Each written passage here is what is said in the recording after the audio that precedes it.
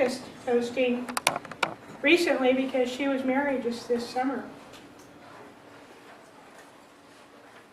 The title of her toast is Sam, Just Sam. Please welcome Linda Nelson Whitman.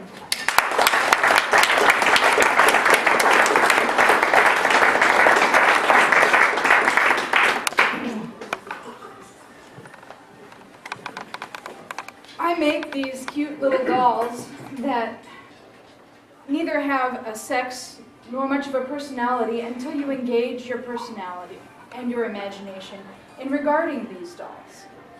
And a friend of mine wanted to have a child very badly and found out she was unable. So I chose to make a doll for her, and I checked back with her later to find out if she had decided if this doll was a boy or a girl and what the name was, because I also like to make like a birth certificate to go with the gift.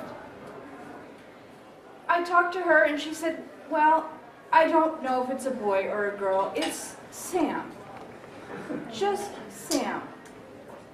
Sam can be a boy or a girl, and I've decided that this little doll is the best listener and the best little companion I can have at this time in my life, and I thank you very much for Sam. I hadn't met Sam Alfano yet. That came a few years later.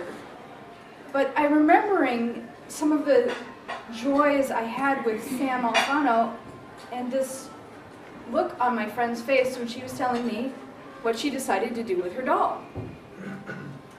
When she told me his name was Sam, she just kind of lit up, and this joy came up from her gut somewhere and showed on her face. And when you ask a Toastmaster if they met Sam or if they know Sam, you always get that same look. That joy bubbles up from somewhere down here. It's, oh yes, I know Sam. And I always think of Sam's ever-present smile. These dolls have a smile on their faces. And this doll could be anything to anybody. Sam was kind of an anything to anybody sort of person. I met Sam when I was area governor, and I went, I think, to Mission Toastmasters to do an officer's installation. I had no idea what I was doing. I got there so early because I was nervous. Well, the only person earlier than I was Sam. So Sam and I sat there on 2 chairs, and he told me what I was going to do. I had my plan, but he kind of went over it with me, made sure I could pronounce everybody's names properly and I wasn't going to fall on my face. And then he patted me on the back and said, "You do fine." And I did. And I enjoyed my term as area governor very much. 2 of the clubs I visited during that time, Sam was a member.